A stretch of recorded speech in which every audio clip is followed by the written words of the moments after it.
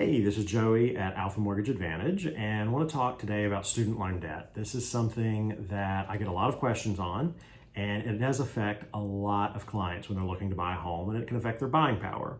So these days, in the days of COVID, vast majority of student loan debt, when we pull a credit report, shows up as deferred with zero payment needed. And a lot of clients are not making payments on it right now because they don't have to. That being said, when you're going to try and get a mortgage, we still have to look and count some type of payment against you, or against the client rather, if there is some type of debt. We can't just mark it as zero. A lot of clients don't necessarily understand that, and it can be a bit of a conversation, but I always try and make them understand that eventually some payment is going to have to be made.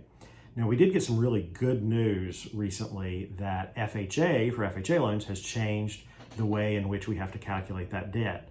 So traditionally, we would always have to take 1% of the loan amount. So $100,000 student loan, we'd have to count $1,000 a month against the client for that debt, and that can really negatively affect their buying power. Now, thankfully, FHA has brought it more up to more standards that a lot of other different loan types use, which is 0.5%. So now that goes down from $1,000 a month to $500 a month on a $100,000 loan. A lot more palatable, a lot less effect on a client's debt to income ratio. Now, other loan types, conventional for instance, more often than not, we're going to try and go with Freddie Mac underwriting on conventional loans, which allows for 0.5% as well. So same thing, $500. Occasionally, if we have to go by Fannie Mae standards, then you do have to still count 1%.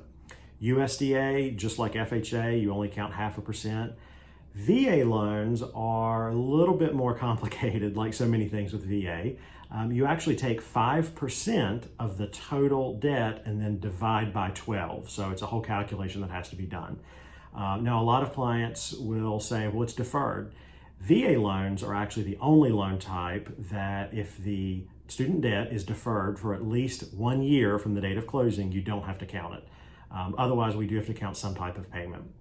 So it's definitely something that affects a lot of clients. I see student loan debt all the time, from anywhere from $1,000 well into the hundreds of thousands of dollars. So it's something to be mindful of and something to know that it will affect clients' buying power. So if you ever have any questions whatsoever about this or any other topics, feel free to reach out to me. My direct phone number is 910-250-8888. Feel free to shoot me a text or give me a call anytime. Hope everyone's well, and I will be back with more tips soon.